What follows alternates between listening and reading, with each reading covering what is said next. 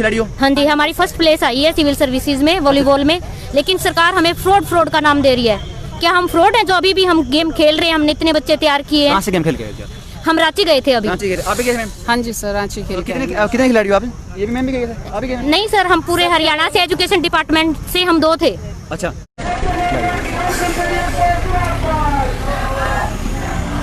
राम राम जी सारे भाइयों को राम राम। मैं आपका देसी पत्रकार राहुल। आप दिया जाए लगातार धरना दिया जा रहा है। पीटीआई 1983 पीटीआई है, उनके खिलाफ उनके द्वारा से धरना प्रदर्शन देख पा रहे हो किस तरीके से, और यहाँ पे लगे हुए हैं। साथ ही साथ में संत महात्मा जी से बात करेंगे। सबसे पहले यहाँ पे संत महात्मा जी पहुंचे हुए हैं, उनसे बात करें।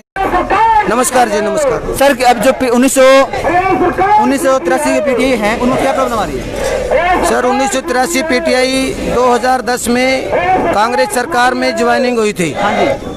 तो कांग्रेस सरकार में ज्वाइनिंग होने के बाद 1983 पीटीआई का जो सरकार ने विज्ञापन दिया, उसी के अनुसार उनकी भर्ती की गई। हाँ जी। सरकार ने टेस्ट रखा, पीटीआई भाइयों ने टेस्ट दिया। हाँ जी। और उसके बाद सरकार ने टेस्ट कैंसिल कर दिया। कोई भी कारण रहा हो, कर्मचारी किसी भी सरकार का हो, कर्मचारी तो कर्मचारी है। सरकार ने उसके बाद उनका इंटरव्यू रख दिया। सब कुछ विज्ञापित, सब कुछ धारणाएं, सब कुछ जो सरकार के द्वारा मानदंड अपनाए गए थे, उनके द्वारा उनकी नियुक्ति हुई। 2010 में उनकी नियुक्ति हुई थी। 2006 में उनका विज्ञापन के द्वारा उनका 2007 में टेस्ट लिया गया। और 3 साल बाद उनकी जो भर्ती प्रक्रिया पूरी हुई। 2010 अप्रैल में उनकी जो भर्ती प्रक्रिया पूरी होकर के उनकी लिस्ट 1983 की आउट हो गई। 1983 पीटीआई का सिलेक्शन हो गया। उसके बाद कुछ जो चयन प्रक्रिया हमें नहीं शामिल हुए, पीटीआई साथी हमारे ही, उन्होंने इस भर्ती प्रक्रिया में ये कह करके केस दायर कर दिया, याचिकाएं दायर कर दी कि इस भर्ती प्रक्रिया में कोर्ट इसके द्वारा चयन प्रक्रिया में कुछ खामियां रही हैं और हमें इनके ऊपर शक लगता है। उन्होंने इन 1983 पीटीआई साथियों के ऊपर केस दायर करके झूठी प्रक्रिया है, प्रक्रिया में खामियां रही हैं और हमारे को ये भर्ती प्रक्रिया रद्द करने के नाम पर उन्होंने याचिका डाल दी और वो 68 याचिका करता है। कोर्ट में 2012 में हमारी हाई कोर्ट में सुनवाई के बाद सरकार ने जो है कोर्ट ने, सुप्रीम कोर्ट ने, माननीय हाई कोर्ट ने इस फैसले को उनके हक में दे दिया। आप कहाँ से हो? मैं डिस्ट्रिक्ट भिवानी हरियाणा और पोस्टेड हूँ government girl high school Badwa PTI teacher. आप भी टीचर हो? मैं भी टीचर ही हूँ। आपने भगवा पहन रखा है? मैं सेवा हूँ। ये जो आग का प्रतीक है, ये जो रंग है, ये रंग मैं मानता हूँ। कुछ चंद लोगों ने इसको बदनाम कर दिया है, लेकिन मैं इसका शक्ति का प्रतीक हूँ और इस रंग की शक्ति से मनोहर लाल सरकार को, माननीय मुख्यमंत्री जी को ये बता रहा हूँ कि हे मनोहर लाल सरकार जी, हम आप ही के बच्चे हैं। इन बच्चों का जो लालन पोषण, जो माननीय सुप्रीम कोर्ट ने आदेश के अनुसार इनकी भर्ती प्रक्रिया निरस्त कर दी है। आप कोई भी वैधानिक शक्तियाँ अपना करके, चाहे कारण कोई भी रहा हो, सरकार चाहे कांग्रेस की हो, सरकार चाहे बीजेपी की हो, सरकार चाहे इनेलो की हो, सरकार का चाहे जीजेपी की हो, वो कर्मचारी हित की होनी चाहिए और कर्मचारी अपने हित के लिए हर सरकार के साथ में है। और हम सरकार से यही गुहार लगाते हैं, मनोहर लाल खट्टर जी से, जो हमारे सूबे के मुखिया हैं, वो हमारे सब इन 1983 भाई बहनों के पिता तुल्य हम समझते हैं और एक पिता अपने बेटों का रोजगार नहीं छीन सकता। नमस्कार जी। क्या दिक्कतें आ रही है? दिखते ही इतने मास्टर ठहरा के दिक्कत तो गुआनी थी, इतने परिवार भूखे मरेंगे। तो आपकी क्या मांग है सरकार? हमारी मांग यही है कि भाई सरकार इनको बहाल करे। और कब से प्रदर्शन कर रहे हैं? ये प्रदर्शन तो ये हटाए उस दिन से प्रदर्शन है। और कुछ हुआ बदलाव? कुछ हुआ? अभी तक कुछ बदलाव नहीं हुआ। प्रशासन की तरफ से कुछ आया भाई? नहीं, अभी तक कुछ नहीं आया। मतलब बैठे हो, कोई नहीं आया? नमस्कार अंकल जी। नमस्कार भाई साहब। आपका नाम जी? मैं प्रभु सिंह, उप महासचिव हरियाणा विद्यालय अध्यापक संघ।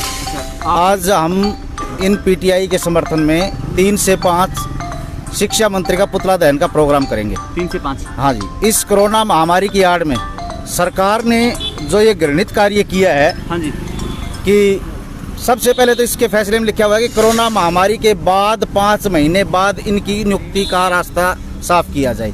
अभी एक बात बताओ, प्रशासन की तरफ से कुछ आया? आप प्रदर्शन कर रहे हो? प्रशासन की तरफ से कुछ नहीं है। प्रशासन चाहता है, देखो कर्मचारी ने अपना 1 दिन से लेकर के 1 महीने का वेतन दिया हाँ जी। इस कोरोना महामारी में, हाँ जी। और सरकार ने इसकी आड़ में अपना जो 50,000 रुपए एचआरए था वो 1,000 रुपए 10,000 कर लिया, 1 लाख। अच्छा। 1 लाख एचआरए किया है। मतलब इस महामारी में सरकार कहीं भी चूक नहीं रही है। जहाँ महंगाई पर ये बोलते थे, आज महंगाई आप देख रहे हो 15 दिन से पेट्रोल और डीजल दोनों बराबर आ चुके हैं और लोगों के अंदर भारी गुस्सा है। और इस महामारी का जब फैलाव नहीं था तो लोगों को कैद कर दिया, जब महामारी चरम सीमा पर है तो लोगों को मरने के लिए छोड़ दिया। और देश का प्रधानमंत्री कहता है हम अवसर का लाभ उठाएंगे। ये जनता समय आने पर जवाब देगी कि अवसर जनता भी उठाना चाहती है। और इन परिवारों का अगर दोबारा से इनकी रोजगार बहाल नहीं किया, और जैसे कैथल में हमारे साथी शिक्षा मंत्री को ज्ञापन देने के लिए एकत्रित हुए तो उन्होंने अपने बचाव के लिए प्रशासन का दुरुपयोग करते हुए 7 साथियों पर बाय नेम और अनगिनत साथियों पर बिना नाम के एफआईआर दर्ज करवा दी।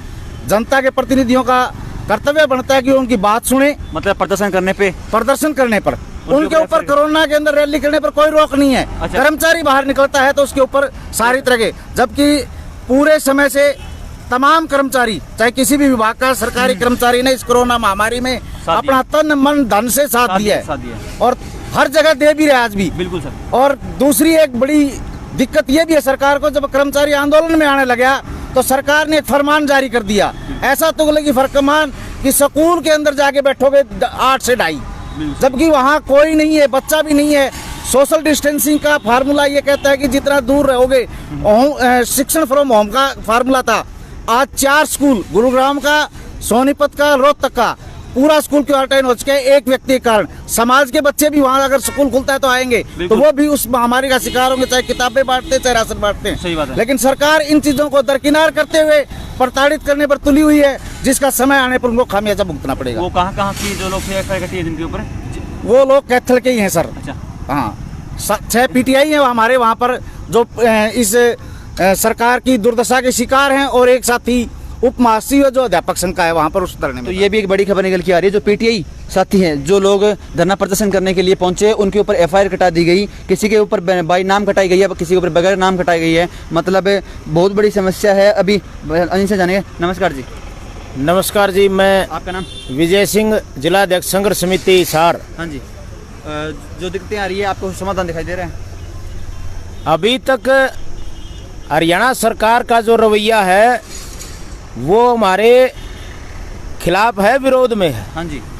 क्यों? जैसे जैसे हम इस शांति प्रिय आंदोलन को जनता के बीच में लेके जा रहे हैं, हाँ जी, हरियाणा सरकार ओछे हथकंडे अपना करके इस आंदोलन को तोड़ने का काम कर रही है। हाँ जी।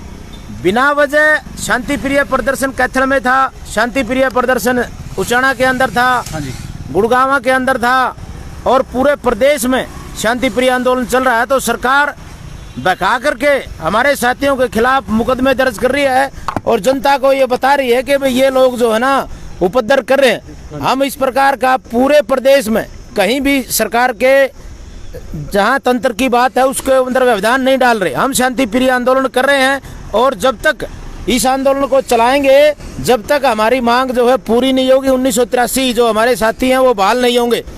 आज 10वां दिन है इस आंदोलन का।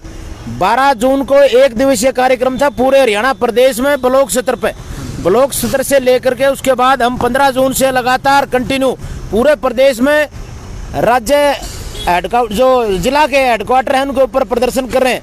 आज जैसा आपने देखा होगा हमारे एक साथी हैं अजय जी, जो उन्होंने एक प्रण लिया है कि जब तक हमारी जो वापस नहीं हमें ज्वाइन किया जाएगा तब तक मैं धूप में बैठूंगा, और वो आपके सामने बैठे में आपने उनसे बात भी की। हाँ जी, हाँ जी। तो हमारे यहाँ जो संघर्ष है वो इसी तरह शांति प्रिय ढंग से धीरे धीरे बढ़ते जा रहा है, और सरकार तब तक नहीं झुकेगी तब तक हम इस आंदोलन को आम जन आंदोलन बना करके लोगों का साथ लेकर के अपनी जीत जो है निश्चित करेंगे। तो बात ये निकल के आ रही है, लगातार प्रयास करते जा रहे हैं। कुछ अपनी मातर शक्ति है, उनके साथ भी गलत हुआ है तो उनसे भी हम बात करेंगे किस तरीके से क्या कुछ है। सबसे पहले इनका नाम जानेंगे। नमस्कार जी। नमस्कार जी। नमस्ते। आपका नाम जी? सावित्री देवी। जो मैं प्रदर्शन कर रहे हो आपको कुछ राहत मिली कि कुछ प्रशासन की तरफ से हुई? राहत तो थोड़ी कांग्रेस की वजह से मिली है, थोड़ी हारे हैं भाई हम। कौन सी पार्टी के नेता आपके पास आए जो आपको आश्वासन दे? हमारे पास जी आए कांग्रेस पार्टी के आए। कौन आया कांग्रेस पार्टी का? कांग्रेस पार्टी के आए जी, रामनिवास राणा जी आए। हाँ जी, और हाँ, रामनिवास घोडेला भी आए थे। मतलब ये है जो कांग्रेस पार्टी के कुछ नेता इनेलो पार्टी के राजेश गोदारा जी आए। हाँ जी। और बाकी यूनियन हमारे समर्थन दे रही है, सर्व कर्मचारी यूनियन जैसे संघ। हाँ जी, संघ सॉरी।